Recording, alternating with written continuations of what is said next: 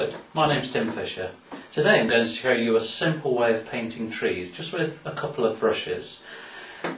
The brushes out there in the watercolour world are quite bewildering. There are all sorts of different brushes, flat brushes, round brushes, deerfoot stipplers, you name it, they're out there. You don't need that many brushes to do a watercolour painting, and I've developed quite a simple technique for painting trees in full leaf, just using one or two round nylon brushes. Now the brushes I use are very similar to the Stratford & York and the Pro League, but it's one I've had designed myself because I want to get the optimum in the shape of the tip.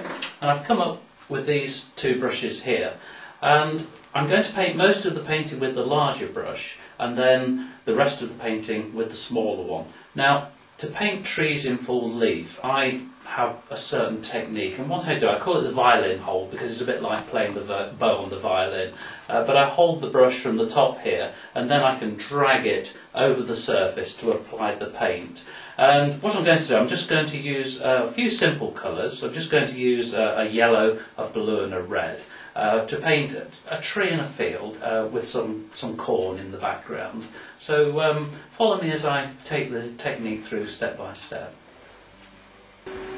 Generally when I paint a tree in full leaf, I like to start from the top and work my way downwards. I don't know why I do this, but it just seems to work for this technique. By using the side of the brush we can scrape it over the surface, and what we want to do, we want to try and leave lots of sky holes, so that's why I've developed this particular way of doing it. What I'm doing at the moment, I'm using a mixture of colours. I'm using a mixture of phthalo blue and Sennelier yellow. These two colours just mix very gently, give this lovely blue-green effect. The surface I'm working on is Bockingford. It's 140 pounds in weight and it's a knot surface. If you try a rough surface you'll probably find you'll get even more textural effects, but I find that a knot surface seems to work perfectly well for this type of technique. The paper itself is at an angle of about 30 degrees, so we've got gravity helping us as well. That's helping the paint to fall to the bottom of the painting. Now while this is still wet, what I'm doing, I'm picking up stronger mixes of the colours and feeding those in, and I'm using a bit of a cloud spotting technique, so I'm trying to imagine where I can see branches and gaps, and then I'm going with that imagination and just adding in more dark into those areas just to create a more realistic tree-like effect. So watch me now as I just finish the first stage of painting the tree. This is directly onto dry plain paper. I haven't wetted the paper at all, and I'm using my big brush. This is the number 16 brush.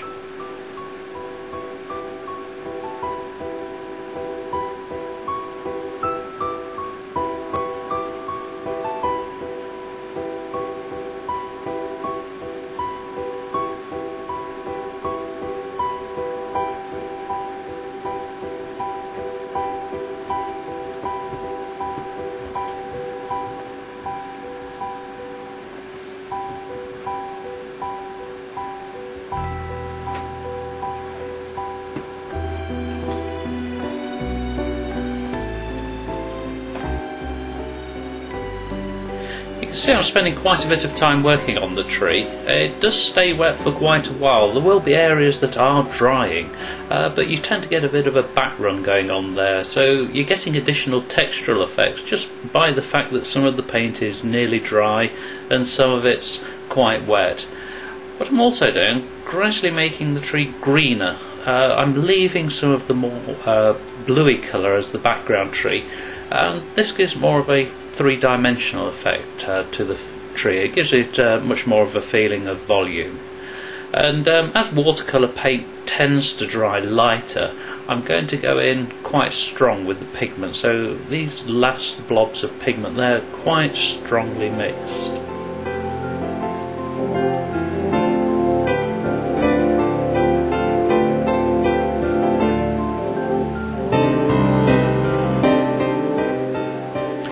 just to finish off, just a few little tiny dots around the edge, just to suggest leaves that, although they're joined to the tree, if we just do them as dots, it just gives the impression there are very, very fine branches connected to them.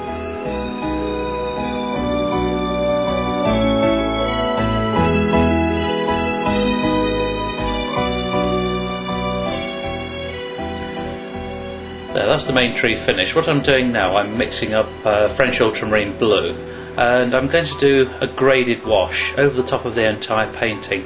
Now, you must make sure that the tree you've painted is absolutely dry, and what I'm doing now, I'm adding more water to the blue, so it's going to dilute it down as I work down the paper. I've got to work with the brush absolutely flooded. If the brush is too dry, it'll start to pick up the paint underneath.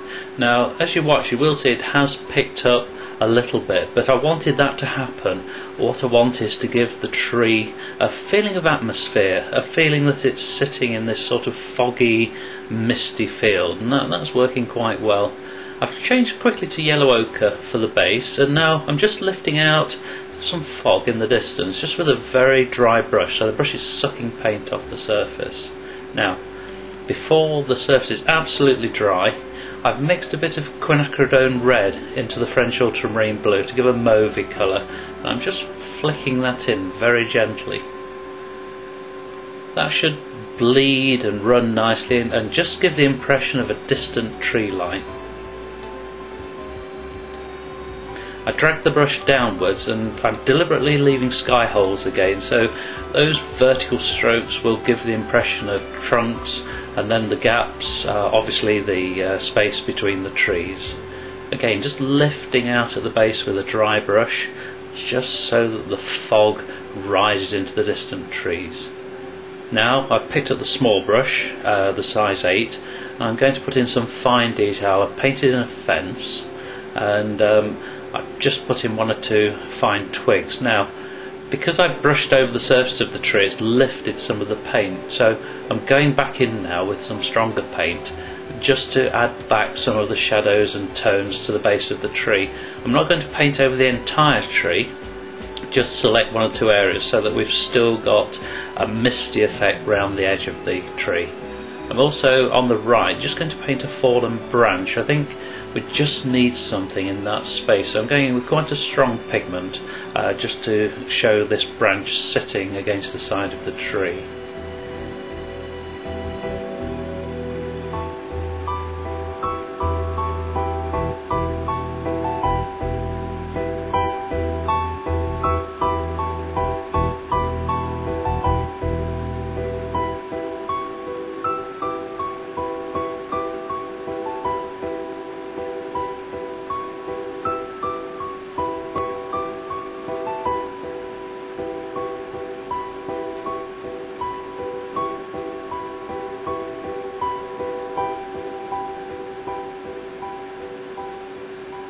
Now, just finishing off now, just adding 1 or 2 darts here and there into the tree.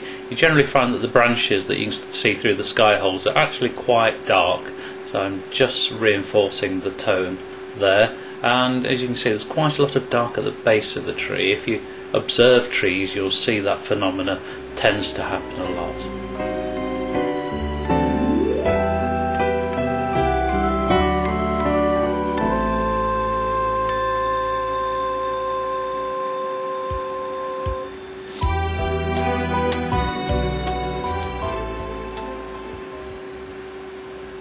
Well, there you have it. That's a nice simple way of painting a big tree in the middle of a field with some nice misty trees in the background.